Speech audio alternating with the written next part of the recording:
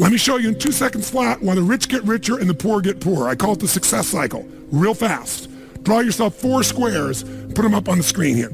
You'll notice you've got the word potential up in the left-hand square. Up in the right-hand square is the word action. Bottom right is the word results. Bottom left is the word belief, or another word for that would be a sense of certainty. Potential, action, belief, results. And notice there's arrows in a clockwise fashion where they just keep feeding each other over and over and over again. So again, it's potential, action, results, belief, or another word for that would be certainty. Now, did you ever notice how rich people tend to get richer and poor people to get poorer? And I don't just mean rich in financial terms. I mean people that are rich emotionally. Do you ever notice how happy people tend to get happier and depressed people tend to get more depressed? How many have found this to be true? Say aye.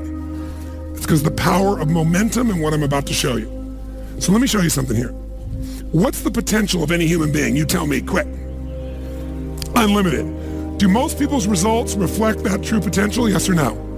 No way. Why? Because most people aren't taking enough what? But is it possible to take a lot of action and still get lousy results? What if you got a salesman that works for you and they walk out and they knock on 100 doors and they say, you wouldn't want to buy anything from me, would you? Or they don't say that verbally, but they say it non-verbally. Is that going to affect their results? Yes or no? So it's not enough even to take enough action, because when we believe it's not going to work or we're uncertain, does that affect how much of our potential we tap? Yes or no? See, if you don't think it's going to work, you're not going to put out a bunch of your energy when you think it's going to fail. And by the way, when you're not sure, you tap little potential. Do you take little or a lot of action? When you're not sure, when you think it's not going to work, do you take massive action or little action? Now, when you take little potential with little action, what kind of results do you get? Little lousy results. And when you get lousy results, what does that do to your belief? You go, see, I told you it wasn't going to work. Told you it was a waste of time. And then, by the way, when you have less belief, how much more potential do you take? More or less? If it's possible, you tap less potential, more or less action. Less. And what happens to your results? They get even what? And now that you got worse results, what's that do to your belief? And by the way, now you see the current economy.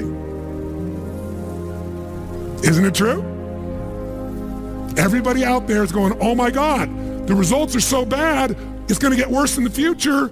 So I better pull in my horns. There's less potential. So I'm not going to push as hard. I'm not going to take much action. Oh my God, I'm getting lousy results with little potential of action. Oh my God, it's going to get worse. That's what creates a recession, depression, whatever you want to call it. How do you change that? This is where, worry is almost always pointless, because like in each moment, there's either something you can do to solve a problem or there isn't. Right. Mm-hmm. Now, if there is something to do, well, then just do that thing, right? Solve the problem, right? If there isn't, there's actually nothing to worry about. Like the worry adds nothing to that situation, right? So if you have a brain tumor, yes, you need to go from one doctor and probably to a second doctor for a second opinion, and you find the surgeon you want, and there's a whole process. You're going to get an MRI, all of it. You're having to deal with a lot of, yes, objectively stressful things, but big picture, we're all in this situation. Life itself is a brain tumor. We're all going to die. We're all going to go on this. We're going to get the full tour. For some of us, some of us will be very lucky, and it will be very orderly and free of pain, and we'll be surrounded by everyone we love. 100 years old. Yeah, it's just going to go perfectly. And for some people, it'll be chaotic and terrifying and short or long. It's every permutation, and I'm not denying that it's rational to have preferences there, right? You do want the orderly, loving, right. And not untimely unraveling of it all,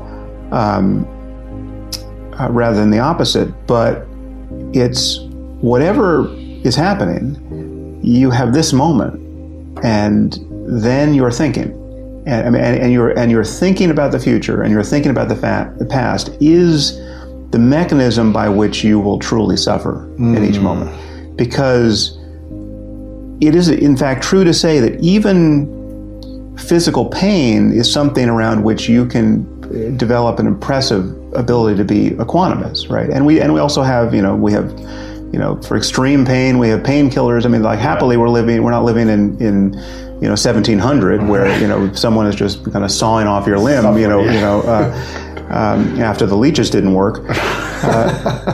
So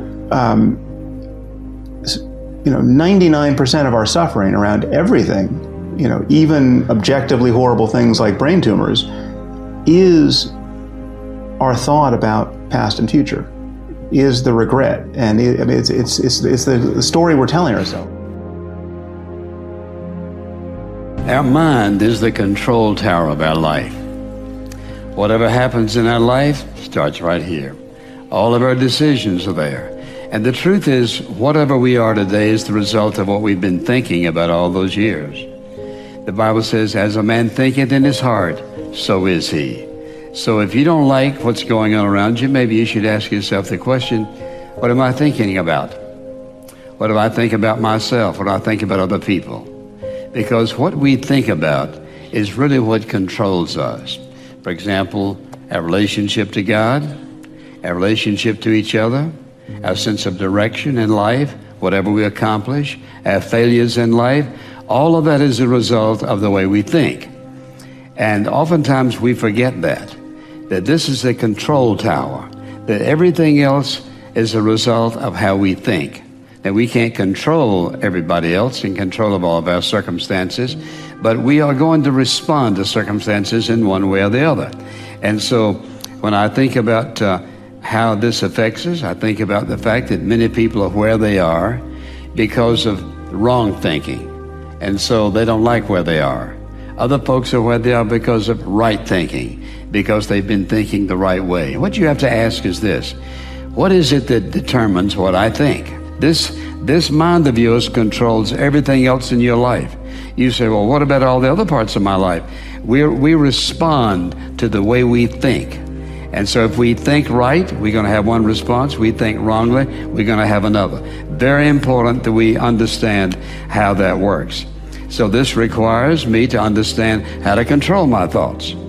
If I want to think right, if I want to think godly, if I want to think holy, if I want to think righteously, right here's where it starts. And many people lose it right here. They don't think right. They don't think godly. They don't think like they're worth anything. And they say, well, I just never had the opportunity, or I just never will be that, or I'm just this and I'm not that. This is why people who are very beautiful can think they're ugly. And people who are very skinny can think they're fat. And they refuse to eat because they look in the mirror and they don't see what's reality.